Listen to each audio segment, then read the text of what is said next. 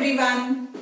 Having had enough of reasoning and discipline and satire throughout the Augustan era, we as lovers of literature didn't have to wait long for a brand new enlightened period.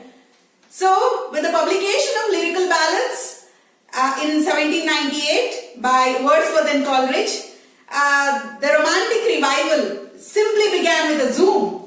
And you had a set of singing birds again in England. Wordsworth, Coleridge, Shelley, Keats, Byron, and after the French Revolution, man had realized how important the meaning of freedom and liberty is, and how important it is to be an individual with a special soul in him, enjoying the liberty in his land, in his nation. With all this faith in humanity, with all the faith in nature, deifying nature as God, as comrade, Wordsworth and Coleridge had laid the foundation of humanitarianism back in England with the beginnings of 19th century. So the whole of 19th century till the half, almost the half of the 19th century was filled with this new feeling wherein people had almost forgotten the bitterness of life, and there was a call back to nature, from mass migration back to rustic life. But then how long? The whole history has been very transitory in its essence. After the French Revolution, what happened? We all know in the history of England and Europe. The Napoleonic Wars began.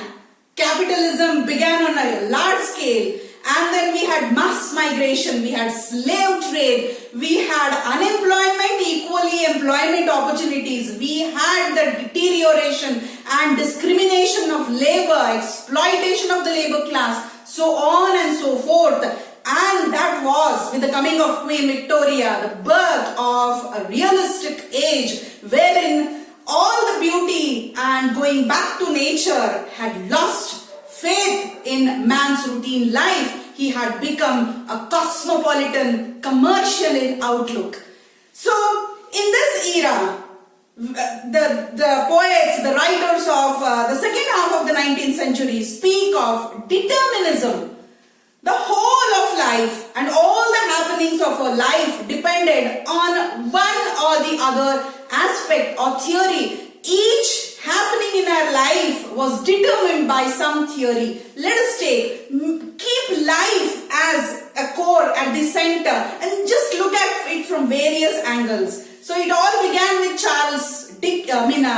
Darwin's Origin of Species, wherein he said the whole behavior of man depends upon his genes. And then came Sigmund Freud, who said the entire behavioral pattern of man is hidden in his unconsciousness, wherein he decides about his desires and dreams, all built during his childhood, and his adulthood is nothing but a replica of his childhood. And then we come to Karl Marx, who says a life is all about the socio-economic happenings of our period. The economic status of a nation, the economic status of a context decides the happenings of a man's life. It was Karl Marx.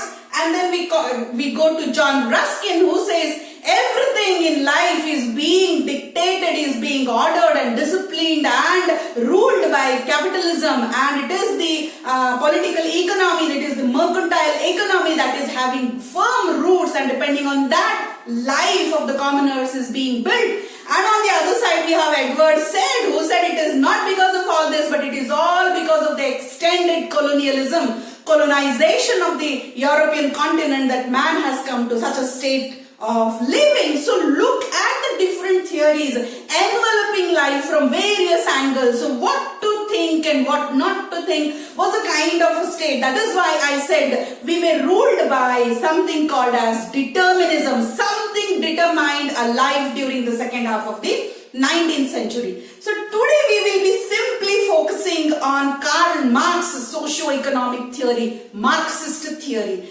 And we have his influence even in literary criticism. We have Marxist literary criticism. So in brief, we will analyze what is Marxism. In brief, we will analyze how it has affected the study of literature. So before we could jump into who Karl Marx was or what his Marxist theory was, we must understand two big things here.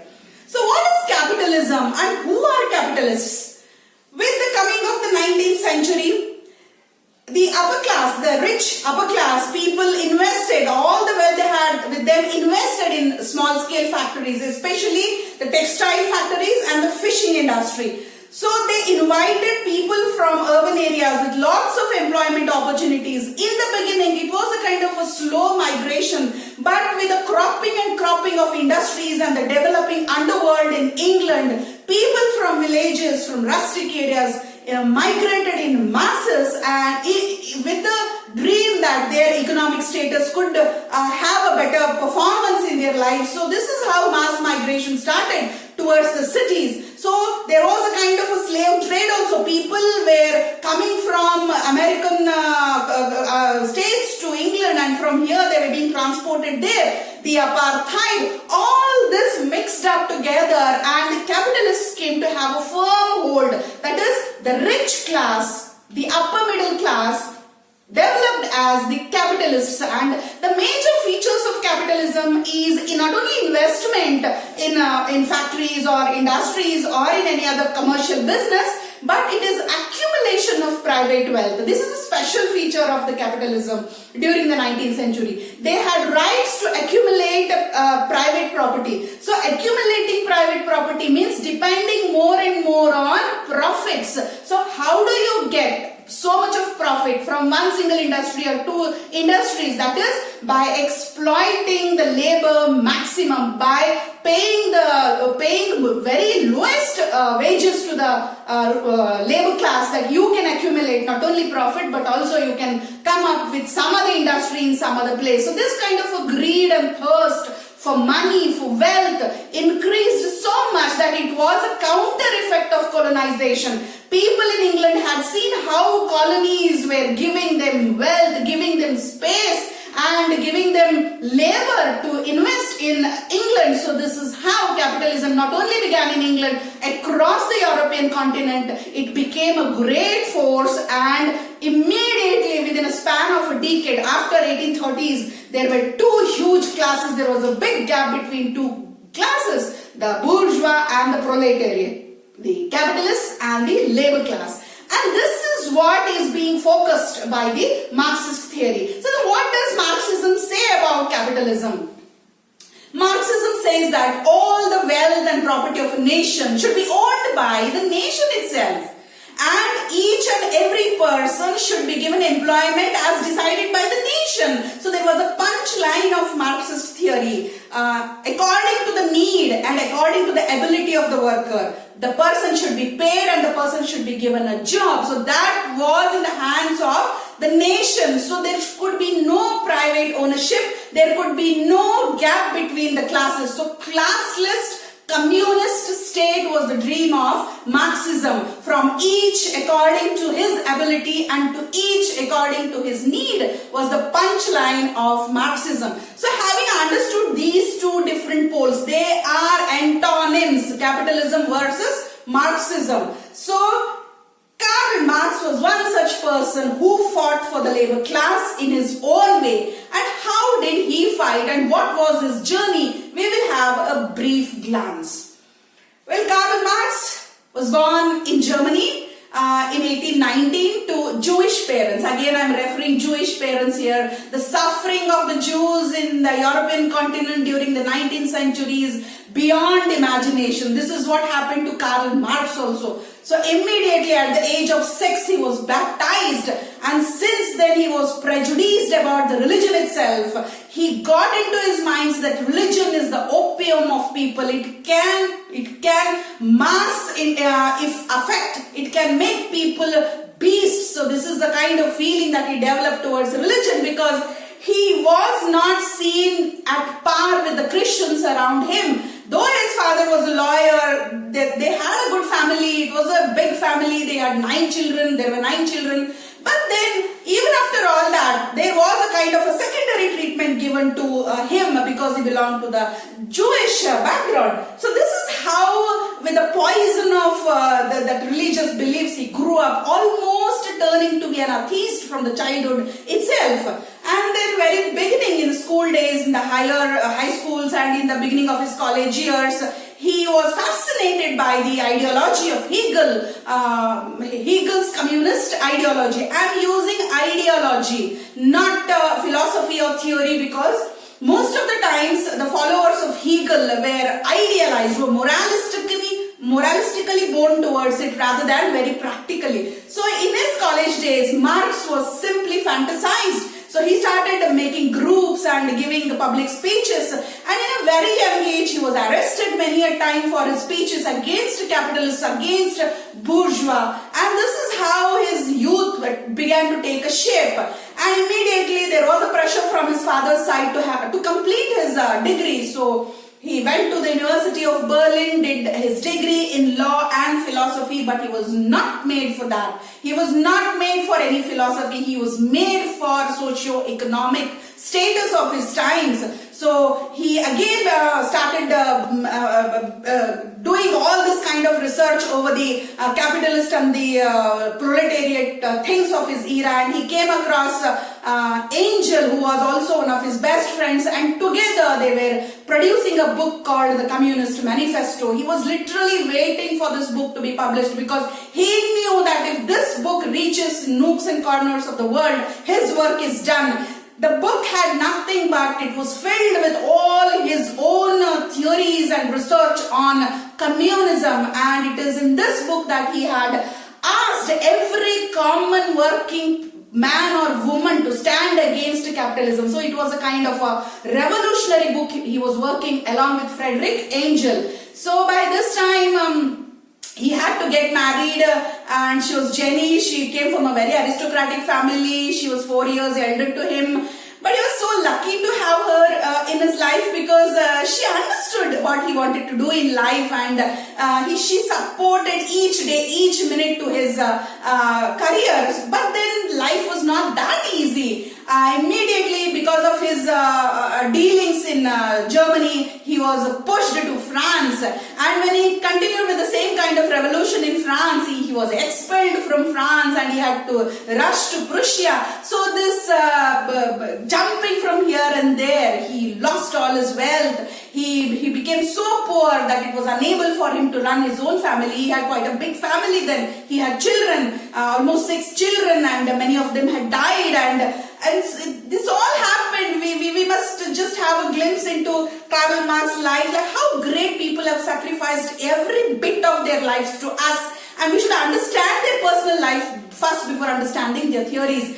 Most of the times Karl Marx had to live on bread and potatoes. He didn't even have 2 big square meals a day, but then it was Engel who helped, but then his in-laws helped him, and this is how they used to pull on. And for decades together, Karl Marx lived in a room, in a house that just had 2 small rooms. This is how he was there, but then he had so much of support from his family. And he was waiting for a big turn in his life, but it never came that early. But amidst this, the Communist Manifesto was published.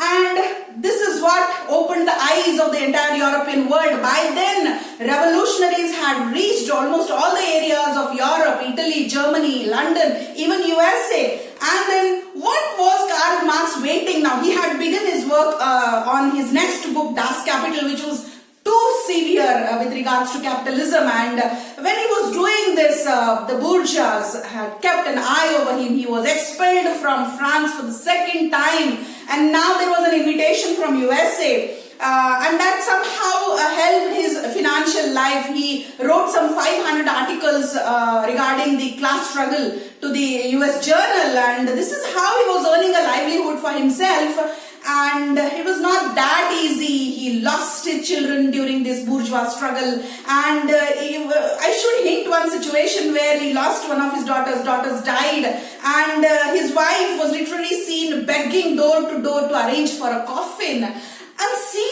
the struggle that Karl Marx personally had for his ambitions. It was not his ambition, but it was for the classless community that he was fighting. And soon there was an awakening in the entire European world, and there was an association of working men, International Working Men Association, and he did not give birth to that association, but he was called to speak for it, address the whole world with regards to the working class problems.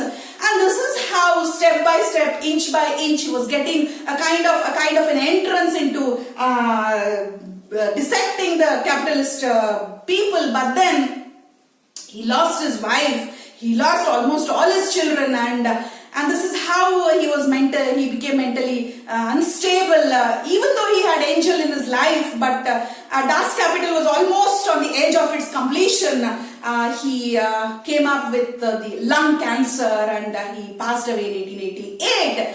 But then what happened to Marx, and what Marx wanted to tell us, we could understand only after 5 decades of Marx's death.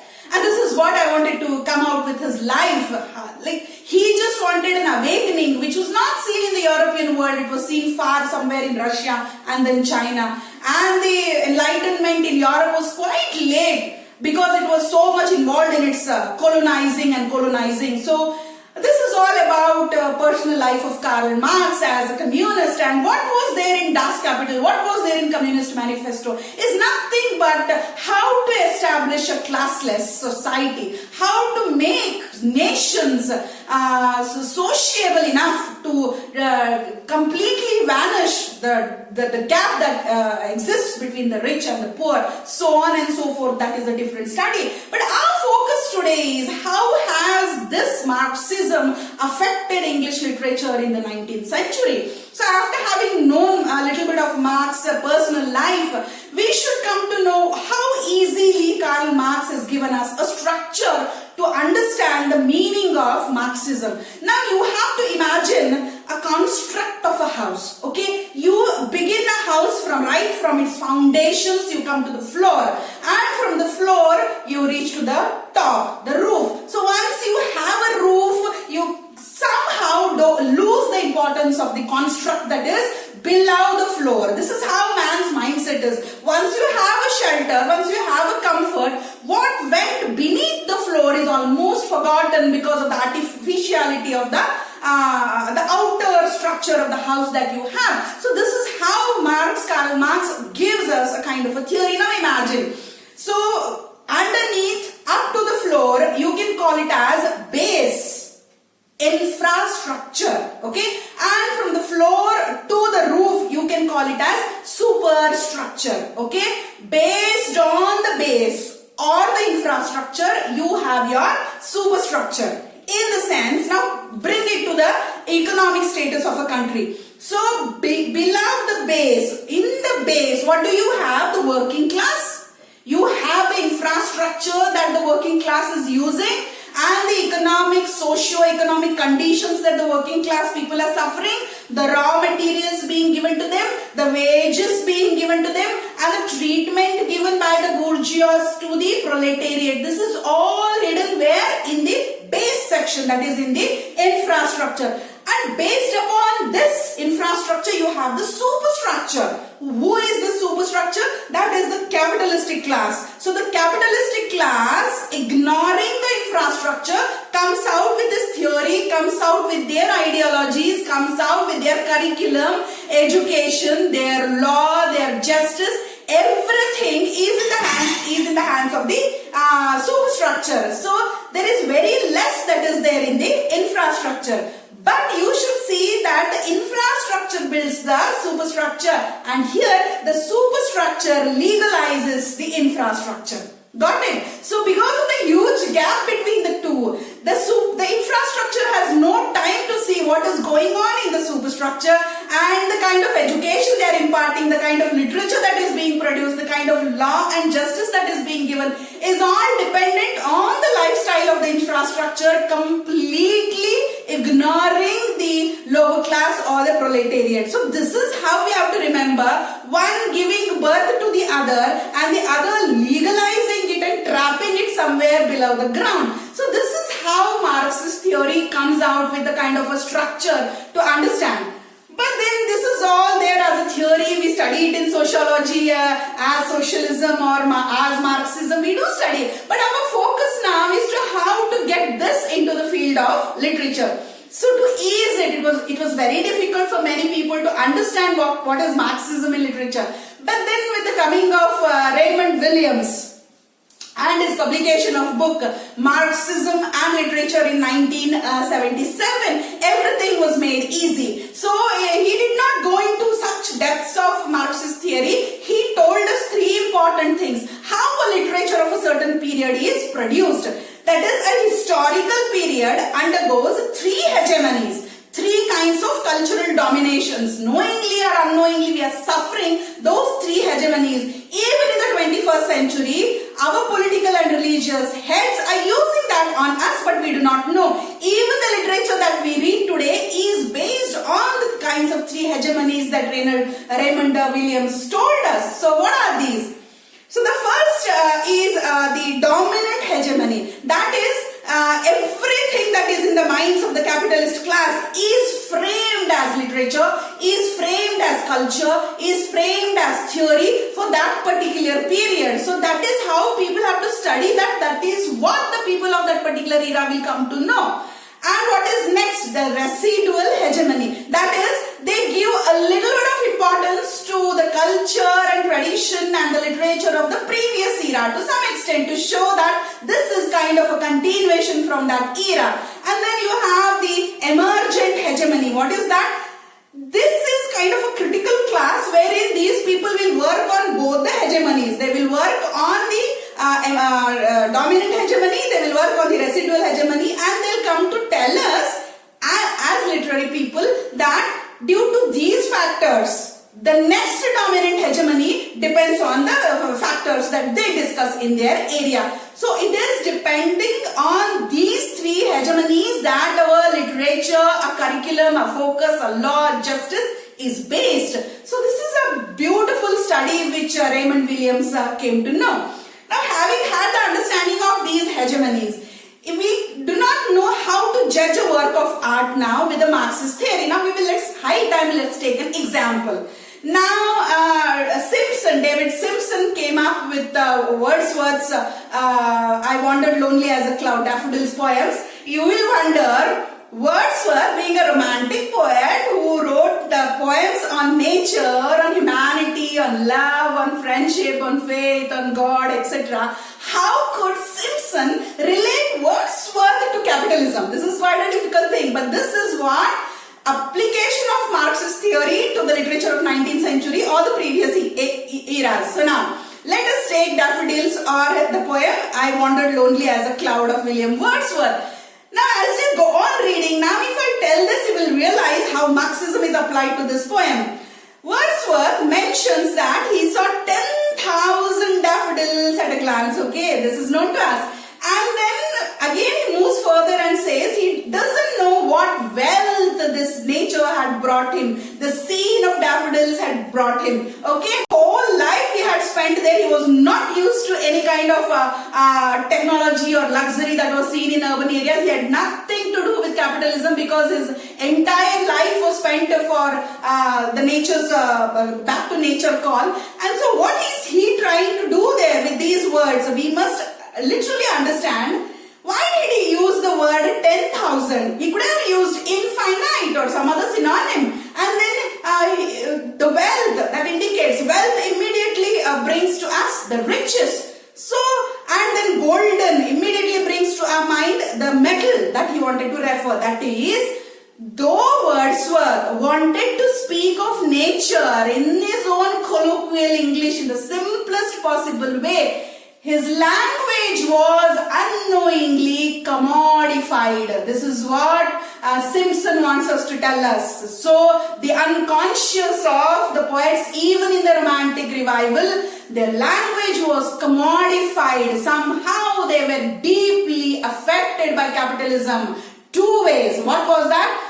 Either they couldn't enjoy what the capitalists were enjoying. That could be a kind of an agony. So a figure like 10,000 is mentioned. 10,000 is quite a huge figure then. A word like gold, which was not that accessible to them. That is why they couldn't stay in a city. That is why they have come to stay in a village. And a word like wealth could be a dream for them. Somehow Wordsworth wants to tell us that you have inexhaustible wealth in nature, but in the other way, the Marxist theory wants to say that it was not so. He he just wanted to say that the wealth that they had, we didn't have. So we were somehow happy with the wealth that we have here. So this kind of an appreciation of a poem from the Marxist point of view is called as Marxist application to literature.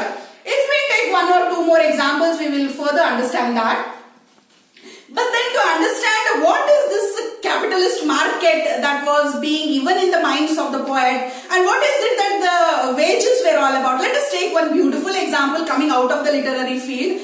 Well, there is an industry or a factory that produces wooden things. So a table, to produce a table, the laborers take almost 6 hours, got it? And to produce a chair, they take 4 hours. But they are paid the same. To produce the table also they are paid 200, and to produce the chair also they are paid 200. But then they had to spend 6 hours there, and on the chair they had to spend 4 hours. So when the chair was sold, it was sold for 500, and when the table was sold, it was sold for 700.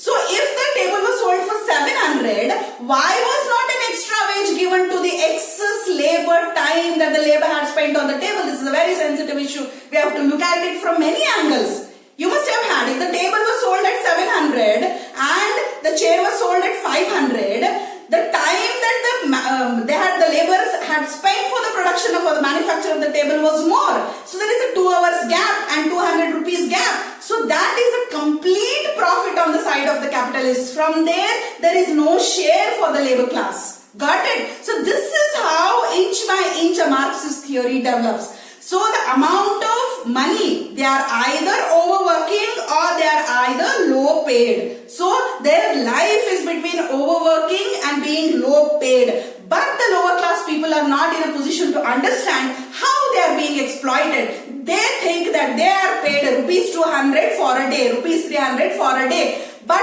the things that they produced and how those things were sold out was out of their arena. And this is how they were exploited. This is called as Marxist theory, which we keenly come across in Communist Manifesto.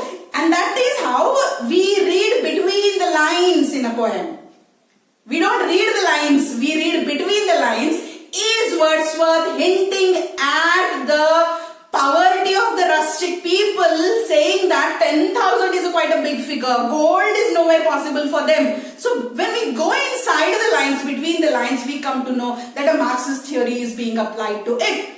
Now we will take one more example so that we can conclude as to how a literary theory, Marxist literary theory is applied. So we will take, everybody has read Bernard Shaw's Arms and the Man. So you have 2 sections. The opening of the drama, the play itself, shows 2 sections. So it is all about Serbia and Bulgaria war of 1885. So the war has taken place, and after the war there has been a kind of a treaty between the 2 nations. But between this, many people, Bulgaria has won the war and the Serbians have escaped. And so they have come to hide in the houses of the Bulgarians, not knowing that the peace treaty has been taken place. This is the scene. Peace treaty has taken place between Serbia and Bulgaria, but those who are running from Bulgarians, the Serbs who are running to escape, do not know that a peace treaty has been taken place, so they want to hide somewhere in the houses of Bulgarians. And one such person has come out to hide in the enemy's house, and he is Mr. Bluntschli. He is just a soldier, a man of almost 35 years. And it is the house of Raina. So here aristocratic 2 families you have. I am talking of social models here. I am talking out of the class models here, which I will describe later. So you have 2 aristocratic families here in Bulgaria, that is the Petkovs and the Sergius families. So Petkov's daughter, Petkov is a big businessman, his daughter is Raina, she is engaged to a military major, Sergius, who again is aristocratic. Along with that he is a major, so Raina is engaged to Sergius. So Saranovs and Petkovs are 2 aristocratic families. And Raina is naturally considered rich because of the hereditary property that she has. She has done nothing to earn her life, but because of the hereditary, she is rich. So this is how the Marxist theory goes on looking into. Now, Bluntschli, who is the refugee who has come to hide in Raina's house, doesn't know the happenings of the house. But then Raina treats him, after even knowing that he is a refugee, he comes from an enemy country, she treats him, she gives him all the comfort, and then realizes how foolish her lover, Mr. Sergius, was, because it is how bluntly not giving her a kind of a dream concept of a war, tells her how in reality Major Sergius was doing fault after fault in the battlefield, and it is he who witnessed it, and he did not run because he was covered, but the ammunition that the Serbian government had provided the Serbian soldiers was wrong by mistake, and that is why, to save lives, again for the sake of the country, he has escaped. Not because of his life, but so that if he is alive, he will be capable of fighting from his country. So this is the kind of impression when he gives Raina. She's totally aware of the foolishness that her lover, that is Sergius, was doing and telling her false things. So immediately she falls in love with him. But then what we see now, she's an aristocrat falling in love with a soldier of an enemy country. This is quite wrong according to the Marxist theory, because no capitalist, there cannot be a match between capitalists and the poor people. And initially this was all done, and on the other side you see that Sergius behind Raina's back has fallen in love with the maid servant Luca. So that is also against the Marxist theory, because he is an aristocrat and has fallen in love with the maid, and she, being an aristocrat, has fallen in love with a soldier. But it so happens to show the foolishness of the classes and the class struggle, and how things, can come to a kind of ultimatum by marriage proposals. Shaw wanted to write a satire. So now when Raina discloses her father that she is in love with Bluntschli. So it was a great shock for him, because that was the question of class struggle. But then immediately Sir Bluntschli gets the news from Switzerland that his father had expired, and he was a great businessman, and he had left all the property in the name of Bluntschli. So overnight Bluntschli has become richer than Raina. So the marriage is fixed here. And taking this opportunity, on the other side, Sergius has disclosed that he is in love with a lady who used to call dear madam to Raina all these days. Now she has also become a madam, because she is in love with Sergius and they want to get married. So what is this? You have a kind of a vertical hierarchy, you have a kind of a horizontal hierarchy in the Marxist theory. Now who all sit in the vertical hierarchy? There is Petkov, Raina's father, and there is Raina. They are in the vertical hierarchy because their position is never shakes. But then Petkov, Raina, and when Bluntschli comes, Raina's position stands because he falls in the lower strata. But then getting his father's property, he also comes in the same vertical line. But now after marrying Bluntschli, Raina will not fall down. She will horizontally move with Bluntschli. So she's come from a vertical line. She will horizontally move without shaking her status. She will not fall into the lower section, the base, the infrastructure. She will not fall down. She will come from the vertical and she will flow in the horizontal. And Luca has come from the inverted vertical, and also she will flow with the horizontal with Sergius. So these kinds of foolishness, how people used to change their classes only with the concept called marriage, is all greatly criticized by the playwrights and novelists of those days. Even you find the same thing happening in Jane Austen's novels, where Elizabeth coming from a very low family, she gets married to Darcy and she comes on the horizontal line. So this vertical, horizontal, all these scientific theories introduced by Marxism into the literary criticism is all very interesting. So it all depends. You have Arundhati Roy's God of Small Things, where ultimately in the end she comes to prove that the one who is untouchable is really the God of the entire world, because it is he who has the freedom to do everything that the higher strata doesn't have. And this is how you have layers and layers and layers of Marxist study being introduced in literature. It all deals with the kind of class struggles that is mentioned in the book. So when you pick a book from the Marxist point of view, you are referring to the class struggle mentioned in the book and nothing else. So your atmosphere will be two different classes and how the story goes. And even if the original writer has not known as to what the features he has in his novel, this will be picked by the Marxist literary critics. So this is going to be a big journey. We will still discuss further novels and further poems taking Marxist theory into the backdrop. Hope you enjoyed this long session. Thank you.